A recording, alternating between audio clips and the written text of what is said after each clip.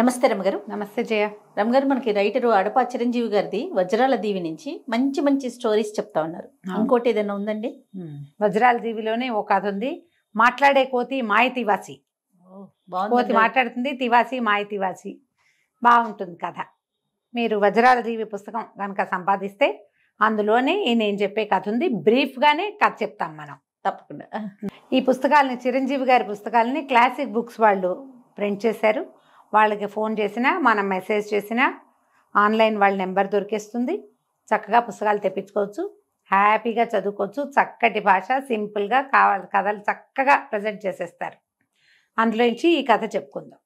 పూర్వమట విచిత్రపురంలో ఒక భార్యాభర్త ఉండేవారు. వీళ్ళకి జయసింహుడు అని ఒక కుమారుడు ఉన్నాడు. ఆ కాలంలో ఏంటంటే ఆయన కొంచెం జమీందారీ అది ఉండేది. ఈయన కొంచెం దానాలు ధర్మాలు అలాంటివి ఎక్కువ. ఏవో వ్యాపారాల్లో పెట్టుబడులు పెట్టి అట్లా పోయి క్రమంగా కుమారుడు పెద్ద అయ్యేసరికి ఆస్తిపాస్తులన్నీ పోగొట్టుకున్నారు వాళ్ళు. తండ్రి కూడా ధర్మభూపతి లాంటి పేరు, ఈశ్వరమ్మ గారు వారి భార్య పేరు. వాళ్ళకి ఆయన ఆరోగ్యం పెద్దగా ఉండేది కాదు. పిల్లవాడు పెద్దవాడు అవుతుంటే నాయన నీకు అన్యాయం చేశాను అలా బాధపడుతూ ఉండేవారు. పిల్లాడి చేతికి వచ్చేనాటికి ఆయన కాలం చేశాడు.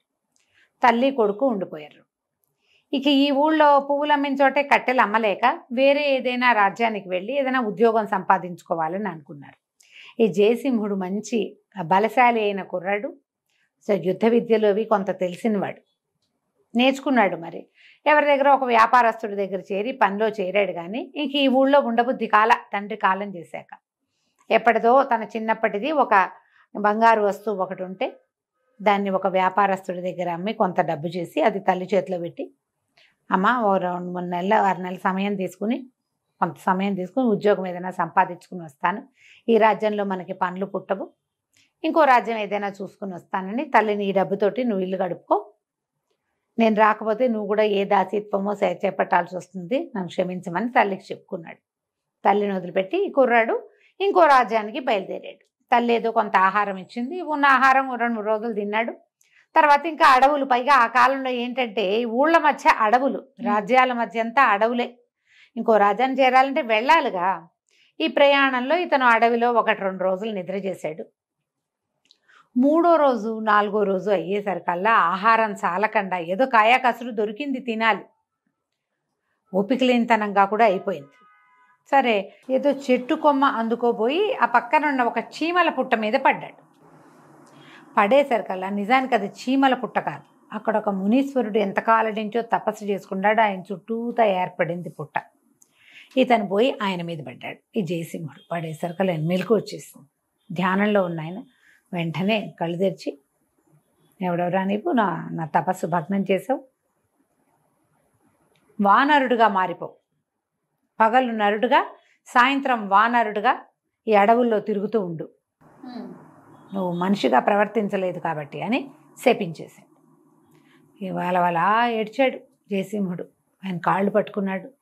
నేనేదో జీవిక కోసం, జీవనభృతి కోసం ఈ అడవిలోకి వచ్చాను, అసలు మీరున్నట్టు కనపడలేదు, సాధారణ పుట్టగానే భావించాను, నేను మీ మీద పడతానని అనుకోలేదు, ఇప్పుడు నా జీవితం ఎటు కాకుండా అయిపోయింది, తల్లిని వదిలిపెట్టి వచ్చాను అని పదే బతిమలాడుకుని దుఃఖించాడు. దుఃఖిస్తే ఈయన ఏమన్నాడు, ఈ శాపం మరల్చలేను, కాలాంతరంలో నీకు శాపం దానంతట అదే పోతుంది, పగలు మనిషిగా ఉంటావు, సాయంత్రం అయ్యేసరికి కోతికి వానరుడుగా మారిపోతావు నువ్వు. కాకపోతే నువ్వు వినగలవు, మాట్లాడగలవు, కోతి లాంటి ప్రవర్తన ఉండదు నీకు, మనిషిలాగానే ప్రవర్తిస్తావు కానీ కోతి అని చెప్పాడు. కొద్ది రోజులు అక్కడక్కడే తిరిగాడు. ఆ సమయంలో ఏమైందంటే ఇతను ఆ అడవిలోంచి తిరుగుతూ ఉండగా ఈయనకి ఒక స్వామీజీ కనపడ్డాడు. ఈ అడవిలో ఉంటూ పరమేశ్వరుని ధ్యానించుకోమని చెప్పి వెళ్ళిపోయాడు ఆయన. ఇతను ఇక్కడే ఉండిపోయాడు అడవిలోనే. ఏదో దొరుకుతుంది అవకాశం. ఇలా ఉండగా ఏమైంది, ఈ అడవిలో ధ్యానం చేసుకుంటూ ఉండగా ఒక స్వామీజీ కనపడ్డారు. ఈ స్వామీజీ ఎవరైనా, ఈయన ముకుంద స్వామి అని ఒక యోగి. ఆయన ఎంతకాలమో తపస్సు చేసుకుని ఆయనకి తీర్థయాత్రలు చేయాలని సంకల్పం కలిగి తన తపశ్శక్తితోటి ఒక మాయ తివాసిని చేసుకున్నారు. భగవంతుడి ప్రసాదంగా ఆయనకి లభించింది. ఆ తివాసి మీద ఎక్కి ఆయన మొత్తం అన్ని క్షేత్రాలు తిరిగారు. తిరిగి ఇటువైపు వస్తుంటే ఆ అడవిలో పైనుంచి ఆయనకి ఏం కనపడింది? ఆకాశ మార్గాన ప్రయాణిస్తుంది ఆ తివాసి. ధ్యానం చేస్తున్న కోతి కనపడింది. ఆయన ఆశ్చర్యపోయి కిందకు వచ్చి ఇతన్ని పలకరించాడు. ఎవరు నాయన నువ్వు, కోతి ఈ రూపంలో ఉన్నావు అని అడిగేసరికల్లా అప్పుడు ఈ జయసింహుడు తన కథ అంతా చెప్పాడు. నేను ఇట్లా పగలు మనిషిగా ఉంటాను, సాయంకాలం కోతిగా మారుతున్నాను. కాలాంతరంలో ఎప్పుడో నాకు ఇది పోతుంది. అప్పటిదాకా పరమేశ్వరుడు ధ్యానం చేయమన్నారంటే పరమేశ్వరుడే నన్ను ఇక్కడికి రప్పించాడు. నాయన ఈ తివాసి తీసుకో, నువ్వు దీన్ని వాడుకో, నీ దగ్గర ఉంచు అని చెప్పి ఆయన అతివాసిని ఈ కోతి స్వరూపంలో ఉన్న అబ్బాయికి ఇచ్చాడు. పగలల్లా ఇతను అతివాసి మీద ఎటైనా తిరగచ్చు, మనిషి రూపంలో ఉంటుంది. కోతిగా మారినప్పుడు దాన్ని దాచిపెట్టుకోవచ్చు. అతని మాట వింటుంది. ఈ తివాసి వేరే వాళ్ళు ఎవరు ఎక్కలేరు, దొంగిలించలేరు. ఎందుకంటే ఈయన తివాసిని మన చెట్టుకొమ్మల్లోనూ అక్కడ పెట్టి ఎక్కడికైనా వెళ్తే ఆ తివాసి బ్రహ్మరాక్షసిగా మారి వాళ్ళని భయపెడుతుంది, జనాలు ఎవరన్నా దాన్ని ముట్టుకుంటే. ఇతడికి తప్ప ఇంకెవరికి ఇది పనిచేయదు, వాళ్ళకి తివాసీలాగా కూడా కనపడుతుంది అని ఒక వరంలాగా ఈ తివాసీని జయసింహుడికి అప్పచెప్పాడు.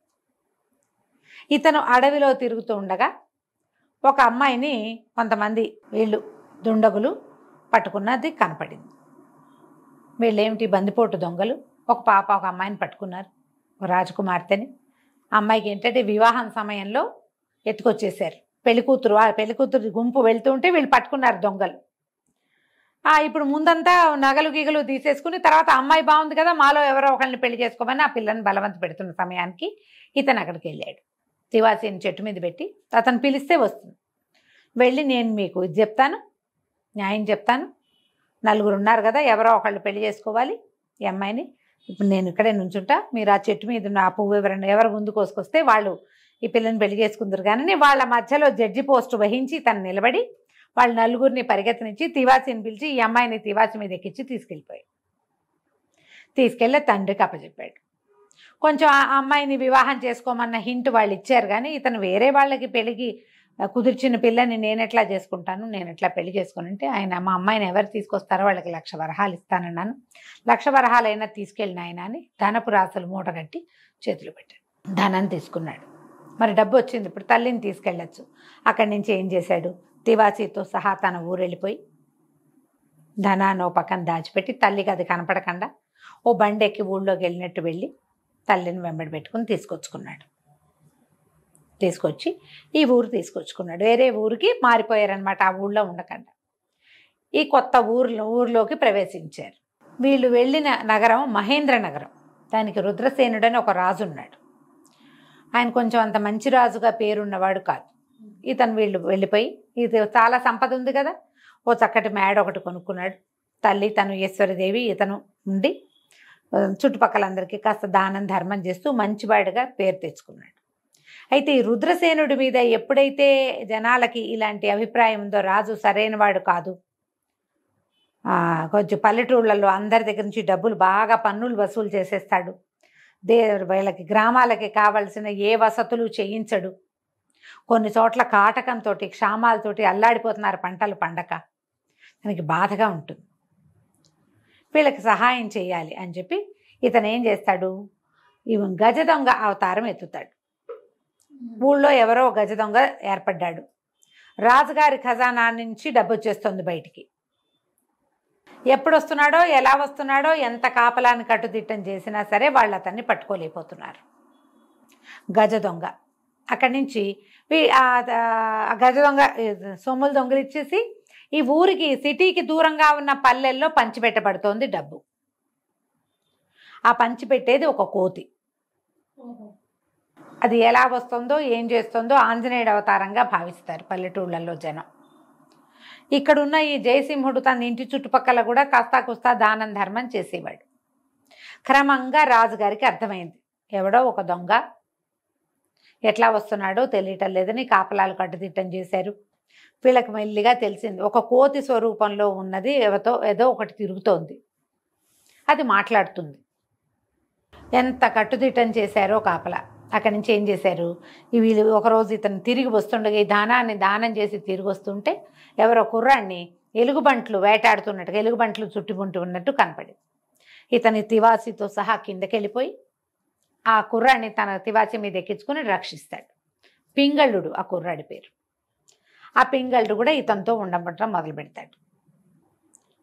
కొంతకాలానికి అతనికి కూడా రహస్యం తెలుస్తుంది. కానీ జయసింహుడు వాళ్ళ అమ్మకి ఈ రహస్యం చెప్పడు. తను రాత్రిపూట కోతిగా మారుతున్న సంగతికి తెలియనివ్వడు. తివాసి ఉన్నది తెలుసు, అమ్మ ఇది దాచిపెట్టాలని చెప్పాడు. తివాసి మీదే కదా ఆవిడ కూడా వచ్చింది. కానీ ఈవిడ చెప్తుంటుంది, నాన్న ఎవరో మాట్లాడే కోతి తిరుగుతోందిట ఊళ్ళో. అంటే అలా ఎలా ఉంటాయమ్మా అంటాడు. తానే అని మాత్రం చెప్పడు. గదిలో ఉంటాడు. రాత్రిపూట ఏదైనా శబ్దం వస్తే ఇది ఏమిటి, నువ్వు రాత్రిపూట ఎందుకు లోపల ఉంటున్నావు అని తల్లి అడిగితే ఒక యక్షుడి శాపం ఉందని, యక్షుడు లోపలే ఉంటాడని, ఆ సమయంలో తను ఎవరికి కనపడకూడదని అట్లా తల్లికి కొంచెం అబద్ధం చెప్పి గదిలో ఉన్నట్టే ఉంటాడు. తలుపులు వేసేసుకుంటాడు చీకటి పడేసరికి. ఆవిడ ఇంకా పిలవదు.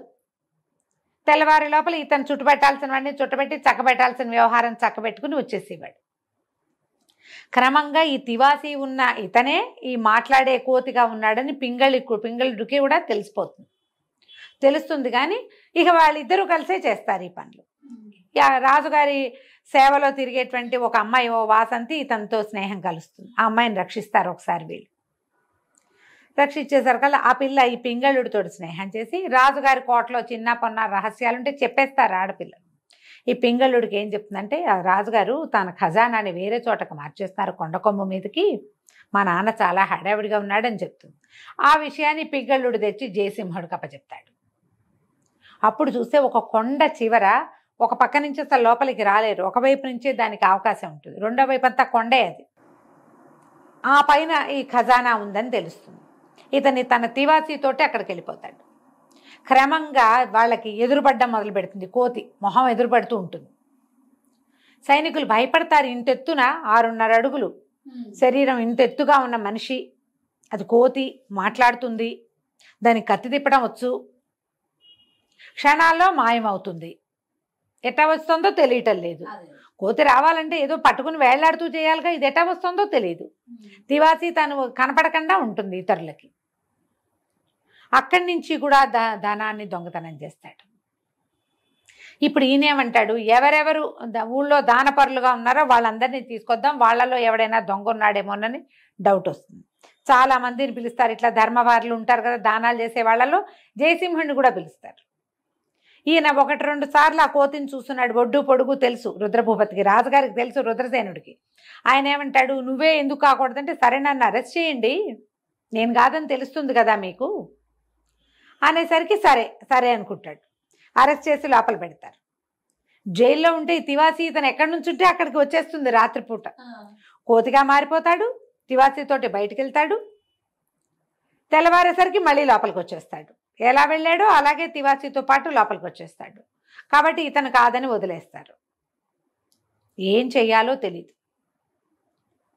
సరే, ఒకనాటికి మెల్లిగా కొద్ది రోజులకి ఇతన్ని ఆవేశంతో పట్టేసుకుంటారు.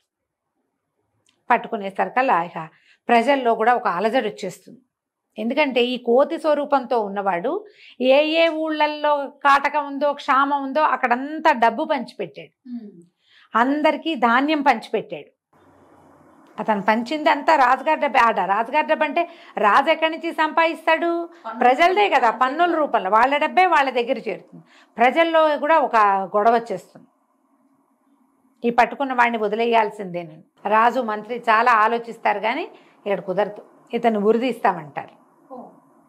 ఇతను పట్టేస్తారు. పట్టేసేసరికి ప్రజలు తిరుగుబాటు చేసేస్తారు. తిరుగుబాటు చేస్తే అతన్ని దింపేస్తారు రాజుని. జయసింహుడే మాకు రాజు కావాలంటే జయసింహుడు చెప్తాను, నేను శాపగ్రస్తుడిని అంటే, అయినా సరే పగలు మనిషిగా ఉండి రాత్రి కోతిగా ఉన్నా పర్వాలా. ఇప్పుడు కోతిగా ఉంటే కోతిది ఎలాంటి బుద్ధి, కానీ ఇతనిది ఎలాంటి బుద్ధి, ధర్మపరుడుగా ఉన్నాడు. సహజంగా అతను ఎలాంటి వాడో, ఒక జంతువుగా వనేచరుడుగా మారినా కూడా అలానే ఉన్నాడు. కాబట్టి నాకు ఇతను వీళ్ళే రాజు కావాలని వాడు చాలా పట్టుపడతారు. సరే, ఇతనికితో వివాహానికి కూడా ఒక పెళ్లి కూతురు కూడా తయారవుతుంది. ఇక దొంగలు ఎత్తుకుపోయిన కొంతమంది అమ్మాయిల్ని రక్షిస్తాడు. అందులో ఒక పిల్లని ప్రేమిస్తాడు. ఆ పిల్ల తనతో పెళ్లి కూడా సిద్ధపడుతుంది. పట్టాభిషేకానికి సాయంకాలం ముహూర్తం నిర్ణయిస్తారు. సాయంకాలం ఇతను కోతిగా మారుతాడు. ఆ వానరుడిగా మారిన జయసింహుడి నెత్తి మీదే కిరీటం పెడతారు. కిరీటం పెట్టంగానే వెంటనే మానవ రూపం వచ్చేస్తుంది అతనికి. అంటే శాపం దానంతటా అది పోతుందని చెప్పాడు కదా ముందు చెప్పిన మునీశ్వరుడు. అప్పుడు ఈయన ముకుంద స్వామి తిరిగి వస్తాడు. వచ్చి నాయన నీ గొప్పతనం నాకు అర్థమైంది, నేను ఇచ్చిన తివాసీతోటే నువ్వు ఇవన్నీ సాధించగలిగావు అని చాలా మెచ్చుకుంటాడు. ఇప్పుడు ఇంత ఒక రాజ్యంలో క్షామాన్ని కాటకాన్ని వాటన్నిటినీ సరిచేసి ఒక రాజుని సరిచేసి రాజుని మంత్రిని అరెస్ట్ చేస్తారు, ప్రజలంతా చావగొడతారు, కానీ తను ఒప్పుకోడు. మీరు కష్టపడి పని చేయండి, రైతు కష్టం ఏమిటో మీకు తెలియాలని వాళ్ళనేమో పనులలో ప్రవేశపెడతాడు. వాళ్ళకేం శిక్ష వేయడు, పని చేయాలంతే. అక్కడి నుంచి వివాహం చేసుకుంటాడు. ఆయన ఏం చెప్తాడంటే తివాసీని నీ దగ్గరే ఉంచు, పూజామందిరంలో భద్రపరచు, నీకు ఇప్పుడు నీ జీవితానికి దాని అవసరం లేదు, ఎప్పుడైనా అవసరపడితే తప్పకుండా వాడుకో, అది నీతో పాటే ఉంటుందని చెప్పి ఆ తివాసీని అతనికే అప్పచెప్పేస్తాడు. ఆయన తీసుకెళ్ళాడు ముకుంద స్వామి. తర్వాత కొంతకాలం హాయిగా ఉంటారు. పింగళుడిని కూడా స్నేహితుడు ఉన్నాడుగా, అతన్ని కూడా ఒక చిన్న మంత్రిని చేస్తాడు, వివాహం చేస్తాడు, కలిసి ఉంటారు హాయిగా.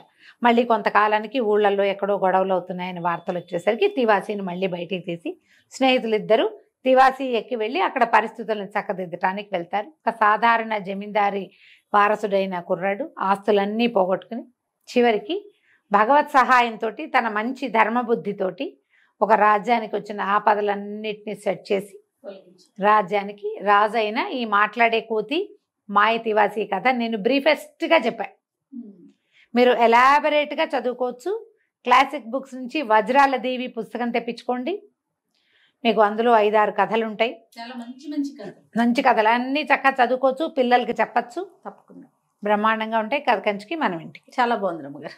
నమస్తే. నమస్తే చేయ. నమస్తే రమ్మగారు. నమస్తే చేయ. రమ్మగారు ఏదన్నా మంచి స్టోరీ లోగుట్టు పెరుమాళ్ళ కిరక చెప్దామా? అట్లాగేనండి. పూర్వం అంట ఒక గురువు గారు ఉండేవాళ్ళు, స్వామీజీ. ఆయన పేరు పెరుమాళ్ళు గారు. ఆయన పేరు పెరుమాళ్ళు అంటే దేవుడు అని కదా మన అర్థము. అయితే ఈ పెరుమాళ్ళు గారు ఏంటంటే చాలా బోధించేవారు. కర్మ, దుర్విపాకం అలాంటివి. తర్వాత నేను నాదన్న భావాలు ఉండకూడదు, అబద్ధం ఆడరాదు, ధర్మాన్ని పాటించండి, నీది నాదని తేడా ఉండకూడదు, లోకంలో ప్రతివాడు ఎలా ప్రవర్తించాలో ఓహో బోధించేవారు. జనాలంతా బోధాలు వినేవాళ్ళు. బోధామృతాలు వినడానికి ఈనాడు ఆనాడు ఇది ఎప్పుడో 49లో రాయబడిన కదా, అప్పుడు ఉండేవాళ్ళు అవునవును బోధామృతాలు వినటానికి. అయితే ఈ వినటానికి వచ్చిన భక్తులు పాపం ఇప్పట్లాగానే అప్పుడు స్వామీజీకి కానుకలు అవి సమర్పిస్తూ ఉండేవారు. మొదట్లో ఏం ఉండేది కాదు, ఆయన ఊరూరా తిరుగుతూ ఆధ్యాత్మిక ప్రసంగాలు చేస్తూ తిరుగుతూ ఉండేవారు. కొంత శిష్యగణం కూడా వెనకాల తిరిగేది. అయితే రోజు ఆయనకు ఆ పళ్ళెంలో వచ్చే డబ్బుల్ని తీయగా తీయగా తీయగా ఆయనకి ఏమనిపించిందంటే వ్యామోహం మొదలైంది. లెక్క ప్రకారం ఎక్కడ నిద్ర చేయకూడదు, అంటే ఒకే చోట 3 రాత్రులు నిద్ర చేయకూడదు సన్యాసులు, నిలవ పెట్టకూడదు, దాచకూడదు, సన్యాసులు చేయకూడని పనులే అవి. అందుకని ఒక చాతుర్మాస్యం అప్పుడే ఉంటారు, కానీ ఎవరి గృహస్థుల ఇళ్లలో నిద్ర చెయ్యరు సన్యాసులు. ఒకవేళ వచ్చినా ఏదో ఈ శిష్యుల ఇళ్ళకి వచ్చినా 2 రోజుల నుండి వెళ్ళిపోతారు. 3 రోజులు చేయకూడదు. 3 రోజుల తర్వాత ఇంకా అక్కడ ఉండకూడదు. ఊరు కూడా మారిపోవాలని కూడా ఉంది శాస్త్రం. ఊళ్ళు మారుతారు, ఇళ్ళు మారుతారు, ఒకే చోట నిద్రించకూడదు, దాచకూడదు వాళ్ళు. అయితే ఈయనకి ఏమైంది, ఈ డబ్బులు వస్తూ ఉంటే శిష్యగణం మారుతూ ఉంటుంది ఊరూరా, ఏదో కొద్దిమంది వెనకాల తిరిగే వాళ్ళు ఉంటారు. దాంతో సరే ఏం చేశాడు, ఒక కంసాలి శిష్యుడు ఒకడు దొరికితే ఆ వచ్చిన కాసులన్నింటినీ కరిగించి ఒక బంగారు ప్రతిమ చేయించుకున్నాడు. ప్రతిమ రూపంలో పెట్టుకున్నాడు అనమాట. ఓకే, చాలా డబ్బులు ఇంకా కొత్తగా వస్తున్నవి పక్కన యాడ్ అవుతున్నాయి. ఆ ప్రతిమను రోజు ఓసారి చూసుకుంటూ ఉండేవాడు. శిష్యగణాలు బాగా పెరిగినాయి, సంపద రావటం ఇంకా ఎక్కువైంది. అంత ప్రతిమ ఉండేది. సరే ఏమైంది, ఆ ఊరు ఈ ఊరు మారేవాడు. ఒకరోజు ఒక పేద శిష్యుడు వంతు వచ్చింది. శిష్యగణాలు ఉంటారు కదా, ఇవాళ వీళ్ళింటో వంతుటే ఆ పేద శిష్యుడు భయంకర పేదవాడు, చాలా పేద. అయితే ఈ చాలా పేదగా శిష్యుడు ఎలాగైనా గురువుగారికి భిక్ష చేయాలని కోరిక. భిక్ష చేయటం అంటే ఆయన ఒకరికే కాదు, ఆయన ఏదో కొంచెమే తింటారు, ఒక్క పూటే తింటారు. సన్యాసులు అంటే చాలామంది స్వామీజీలు 2వ పూట అస్సలు భోజనమే చేయరు, ఒంటి పొద్దే. అందులో కూడా కొన్ని తినకూడనివి వ్యర్థ పదార్థాలు ఉంటాయి. షడ్రసోపేతంగా తిన్నా కొన్ని పదార్థాలు వర్జిస్తారు. ఆయనతో పాటు వచ్చిన శిష్యగణము, ఆ పూట ఆయన్ని చూడడానికి వచ్చిన భక్తగణము, ఈయన స్పీచెస్ వినడానికి వచ్చినటువంటి మహాభక్తులు, వీళ్ళంతా కూడా ఏ ఇంట్లో భిక్ష జరిగితే ఆ ఇంట్లోనే సాపాటి భోజనం చేస్తారు. ఖర్చు కాదు. అవును. అయితే ఈ పేద భక్తుడు బాగా ఆలోచించుకున్నాడు, భార్య తను ఆమెకి ఎలాగైనా భిక్ష చేయాలి గురువుగారికి అని ఉంది. ఈ వారం నువ్వు పెట్టుకోగలిగితే ఈ నెలలో నీ వంతు అని చెప్పారు. ఆ ఊళ్ళో అతని ఇల్లు అది పర్వాలా, ఇల్లు ఉంది, కాకపోతే డబ్బులు లేవు. బాగా ఆలోచించుకుని గురువుగారిని రమ్మన్నాడు. సరే పెడితే ఆ వాళ్ళకి ఎంత చక్కటి భోజనం, వాళ్ళకి శ్రద్ధ ఉంది చాలా, వంతు కోసం చేయలే, ప్రీతితోటి చేశారు. అయితే గురువుగారిని ఎంత చక్కటి భిక్ష చేసావో, భోజనం చాలా బాగుంది, మంచి స్వాదమైన పదార్థాలు పెట్టావు, ఏమిటి నీకు చాలా ఇబ్బందిగా ఉందని వీళ్ళంతా అన్నారు, అయినా నువ్వు ఎలాగో పెట్టావు, సరే 5 రోజులు ఈ ఊళ్ళో, ఈ 5 రోజులు నీ ఇంట్లోనే భిక్ష చేయాలని ఉందో, నీకు అభ్యంతరం లేకపోతే అనగానే గటక్క మందుకుండే. ఇప్పుడు చేప ముంత చాప మంత వాళ్ళ దగ్గర ఉన్నవి కుండ మూకుడు అన్నీ అమ్మేసి భోజనం పెట్టాడు ఆయన. ఇంతమందికి 5 రోజులు శిష్యగణంతో సహా రోజు ఈయన భిక్ష ఇస్తారు. ఇక్కడే కదా, ఇక్కడే చేయాలంటే భక్తులు మారుతారు కదా. ఇవాళ స్పీచ్ నచ్చితే రేపు వాళ్ళ చుట్టాలను కూడా తీసుకొస్తారు. భోజనం ఎలాగూ బాగుంది. అక్కడి నుంచి అంతా పెరుమాళ్ళు దయ అన్నాడు. 2వ రోజు మహత్తరంగా స్పీచెస్ సాగినాయి, చాలా అత్యద్భుతంగా చెప్పారు. గురువుగారు చెప్పినటువంటి వాక్యాలు అతనికి నేను నాది అన్న భేదభావం వద్దు, ఇక్కడ నీది నాది లేదు, అంతా మందే, అందులో ఏమీ లేదు, నువ్వు నిర్మమ బుద్ధితో చేస్తే ఏ తప్పైనా ఒప్పే, నిర్మమంగా చెయ్యాలి అంతే. సరేననుకున్నాడు. 2వ రోజు గడిచింది, ఎంతమంది వచ్చారు బాగుంది. 3వ రోజు గడిచింది, ఎంతమంది వచ్చారు. 4వ రోజు కూడా గడిచింది, చాలామంది వచ్చారు. చక్కగా భోజనాలు షడ్రసోపేతంగా కుదురుతున్నాయి. గురువుగారు చాలా సంతోషిస్తున్నారు. భిక్ష అమోఘంగా అఖండంగా జరుగుతుంది. శిష్యగణం అంతా ఆశ్చర్యపోతారు, గురువుగారు పరమాశ్చర్యం. 5 రోజులు గడిచాక, ఏమోయ్ నాయనా నువ్వు చాలా బాగా చేసావు, నీ అంత అత్యద్భుతమైన శిష్యుణ్ణి నేను ఇప్పటిదాకా చూడలేదు. ఈ 5 రోజులు ఏ భేదభావం లేకుండా వచ్చిన వాళ్ళందరినీ చక్కగా ఆదరించావు, సరి అయిన శిష్యుడు అంటే నువ్వేనోయ్ అన్నాడు. అని నువ్వు ఇదంతా ఎలా చేయగలిగేవంటే అంతా పెరుమాళ్ళ దయ ప్రభు అన్నాడు. అంతా పెరుమాళ్ళదే దయ అంటే ఈయన అబ్బో అనుకున్నాడు. శిష్యుడికి చాలా జ్ఞానం వృద్ధి అయిపోయింది అనుకున్నాడు. సరే ఆ ఊరి నుంచి బయలుదేరి పక్క ఊరికి చేరగానే ఆయన తన వస్తువుల్లో దాచిపెట్టినటువంటి తన దేవుని ప్రతిమను ఒకసారి చూద్దామని తీస్తే ఏముంది, అంతకుముందు ఆ మాత్రం తూగే దేవుని ప్రతిమ ఇలా తీసేసాడు. లోపలంతా డొల్ అయిపోయింది బంగారం. ఈయన ఏం చెప్పాడు, నీది నాదని భేదభావం లేదు, అదే కదా, అందరికీ ఉపయోగపడమే మానవ జన్మకి సార్థకత. నువ్వు ఈ జన్మలో ఉపయోగపడు, వచ్చే జన్మ లోపల నీకు ముక్తి వస్తుంది కదా. మరి పెరుమాళ్ళకి అంతా పెరుమాళ్ళ దయ అంటే పెరుమాళ్ళు ఎవరు ఇక్కడ, ఒకటి తను, రెండోది ఈ ప్రతిమ. అంతే, ప్రతిమని 5 తులాలు చేసేసాడు. 5 కేజీల ప్రతిమ 5 తులాలు అయిపోయింది. రోజుకో చెక్క ముక్క కొట్టేసి లోపల భాగం అంతా గోకి గురుగారిదే. మరి ఆయన ఏం చెప్పాడు, నీది నాది భేదభావం వద్దన్నారు కదా. లోగుట్టు పెరుమాళ్ళకి విగ్రహం బాగానే కనపడుతుంది, లోపల నుంచి లాగేశాడు మొత్తం. రోజు బంగారం కాస్త ముక్కలు ఆకు రావటం, అమ్మేసి భోజనం పెట్టేయటం. గురుగారిది అయితే ఏమిటి, నాదైతే ఏమిటి, అంతా మందే కదా. నీది నాదని భేదభావం లేదు. గురువు గారికి డక్కు పెట్టింది. ఏమనుకున్నాడంటే, ఓ నాయనా నేను ఒట్టి స్పీచెసే చెప్పాను, నువ్వు కదా జీవితంలో ఇంప్లిమెంట్ చేసావు. 5 రోజులు తింటం తప్పిస్తే ఇంకోటి ఏం లేదు. శుభ్రంగా తిన్నారు వచ్చిన వాళ్ళంతా, బాగా జరిగింది, అంతా గురువుగారి దయ. దాంతో ఇక నేను దాచకూడదు అనే విషయం ఆయనకు అప్పుడు అర్థమైంది. లోగుట్టు ఎప్పుడు కూడా భగవంతుడికి తెలుస్తుంది. ఇప్పుడు నేనేదో చేస్తా, ఒకడు నేను అనే ఒక ఎంటిటీ, ఎవరో ఒకళ్ళు, ఒక వ్యక్తి అనుకుందాం. ఈ చేసేటప్పుడు నేను ఎందుకు చేశాను అనేది ఎవ్వరికీ ప్రపంచానికి తెలియదు. అవును, కానీ భగవంతుడికి తెలుసు ఖచ్చితంగా. ఆయన ఎక్కడుంటాడు, లోపల పరమాత్మ వ్యవస్థిత అని చెప్తారు. ఈ శిఖలో భగవంతుడు మనకి మన మంత్రపుష్పం వింటే శ్రద్ధగా తెలుస్తుంది ఎక్కడ ఎలా ఉన్నాడు. ఈ లోపల హృదయానికి కిందగా ఒక నీలం రంగు ఒక కమలం పద్మం ఉంది, ఇలా ఉంటుంది. లోపల ఒక విద్యుల్లేఖలాగా మెరుపు తీగలాగా మెరుస్తున్నటువంటి ఒక రేఖ ఉంటుంది.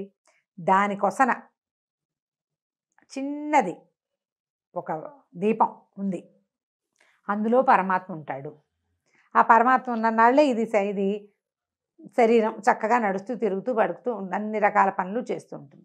పరమాత్మ వెళ్ళిపోయాడు అనుకో, ఏం చేసేదేం లేదు వ్యవహారం. ఇప్పుడు నేను ఎవ్వరికీ చెప్పను, భూప్రపంచం మీద అక్క చెల్లి అన్న తమ్ముడు కూడా చెప్పను, నేనే చేస్తా క్రియ.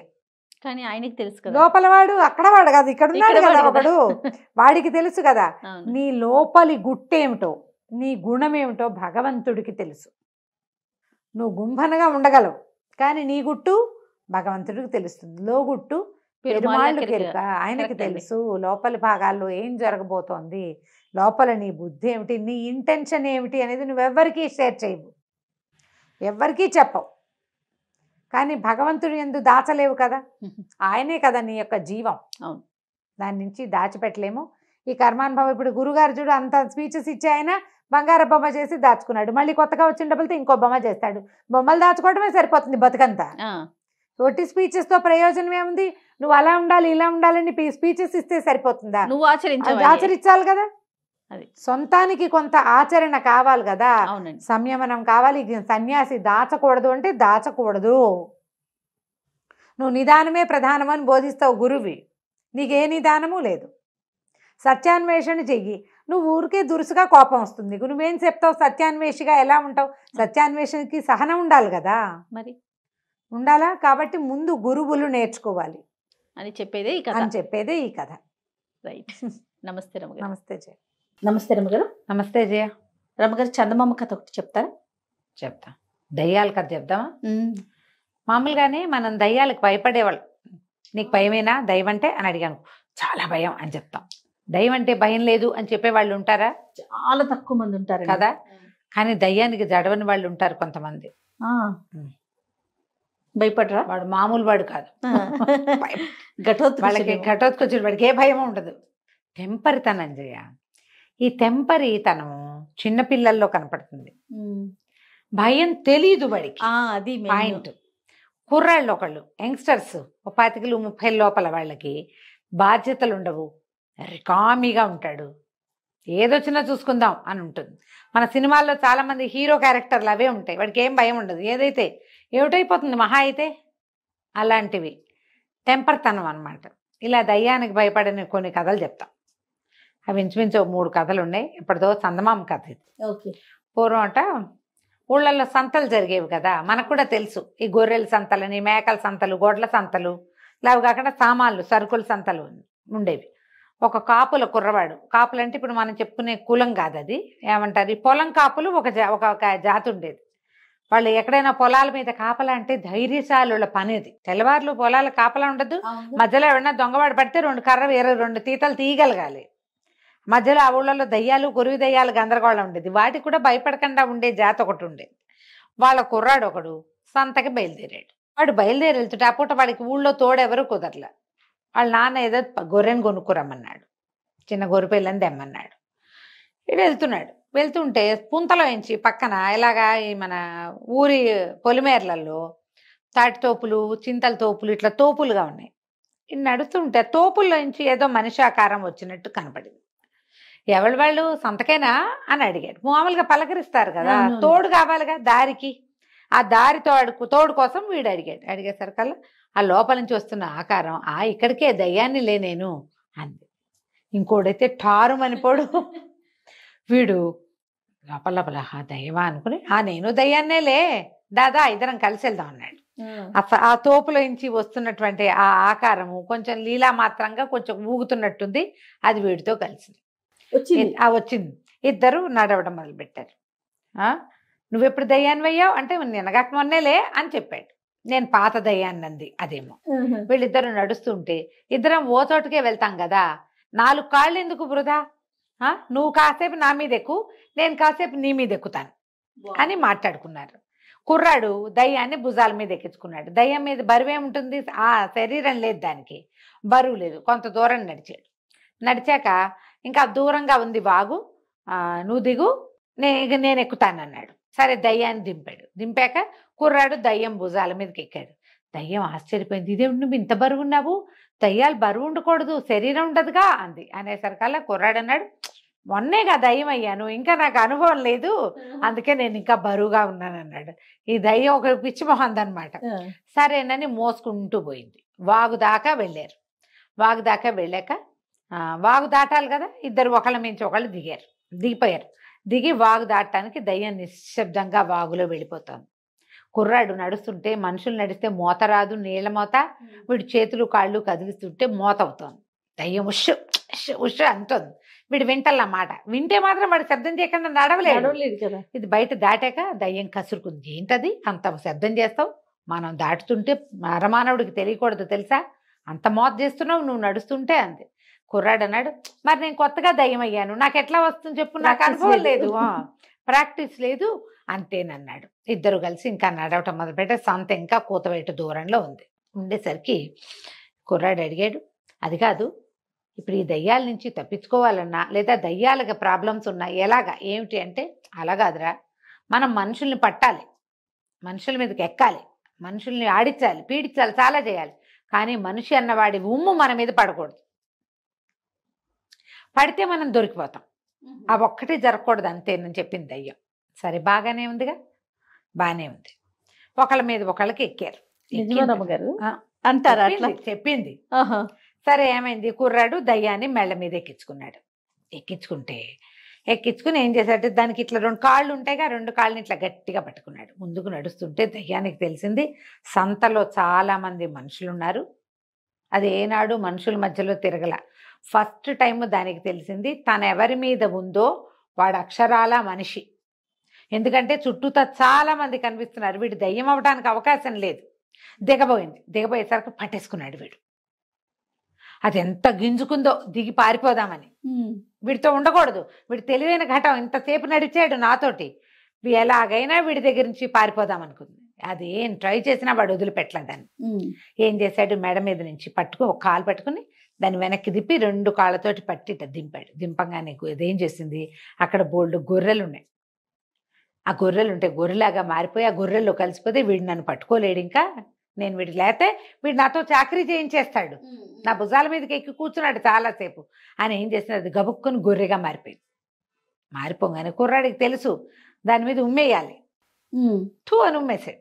ఉమ్మేయగానే ఈ గొర్రెగానే ఉండిపోయింది. అది ఇంత బలిసిన ముదురు గొర్రె. వాడు 50 ఏళ్ళ వాడు, చచ్చిపోయిన దయ్యం. ఉండిపోయింది గొర్రె. అది బాబా అంటుంది కానీ దానికి ఎటు వెళ్ళాలో తెలీదు. ఎందుకంటే దానికి దారి తెలీదు, దాని గుంపేదో తెలీదు. మామూలుగా గొర్రెలకి దాని గుంపు, దాని అమ్మ నాన్న మావయ్య అవన్నీ తెలుస్తాయి.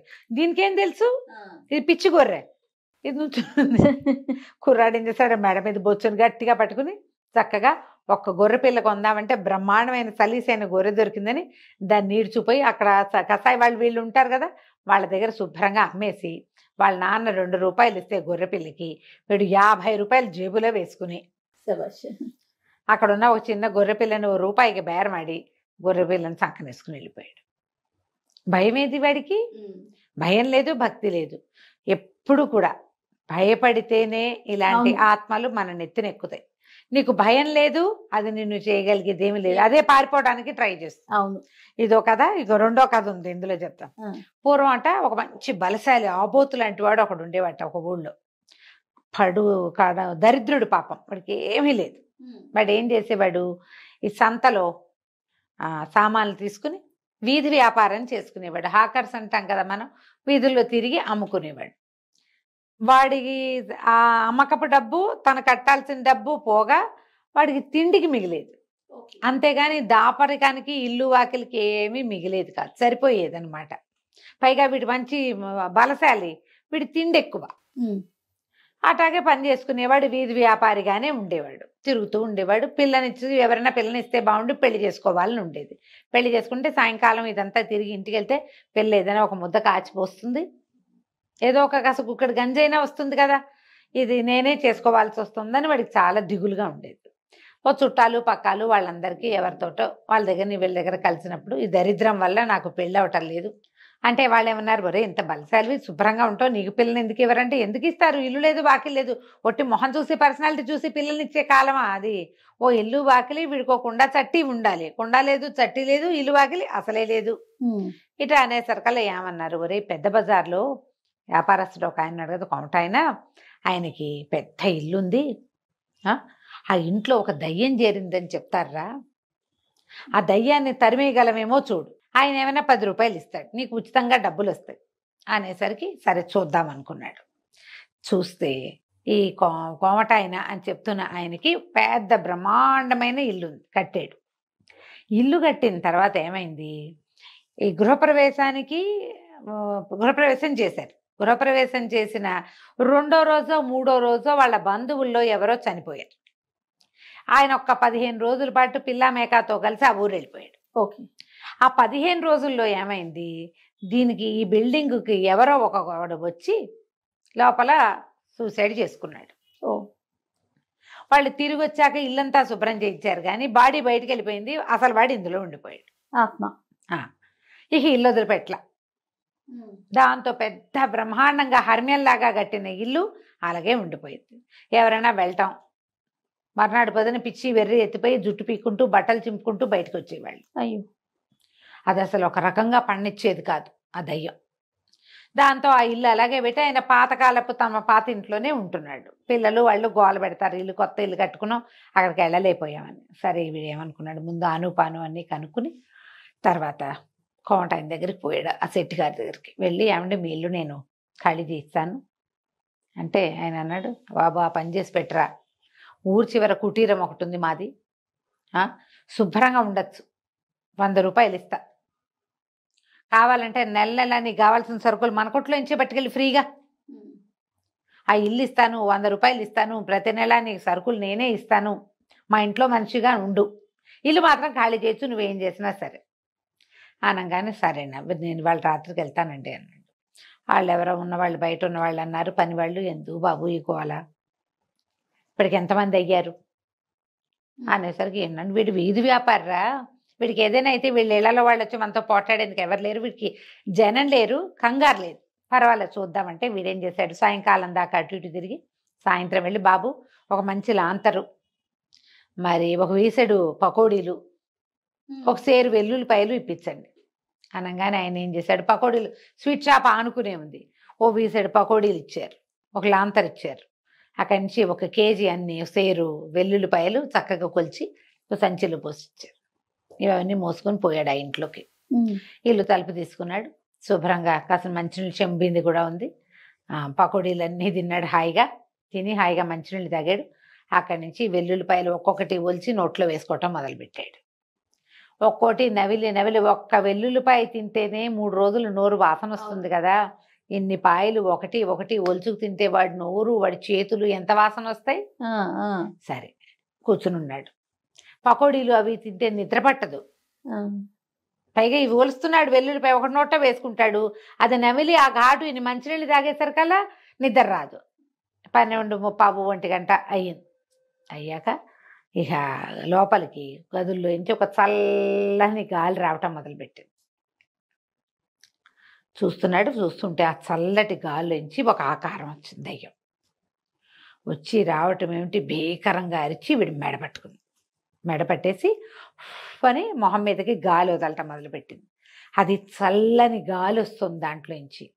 వీడు మొహం పక్కకి తిప్పుకుంటే ఈ మెడ అన్ని తిమ్మిరికిపోయినాయి. చల్లదా, ఫ్రిడ్జ్ పక్కన నుంచుంటే ఎలా అవుతాం మనం, ఫ్రిడ్జ్ తలుపు తీస్తే ఐస్ కోల్డ్గా అయిపోతుంది. అప్పుడు ఏం చేశాడు వీడు, ఆ పక్క పెట్టిన మెడ ఇటు తిప్పి ఉఫ్ ఉఫ్ అని ఊదటం మొదలుపెట్టాడు.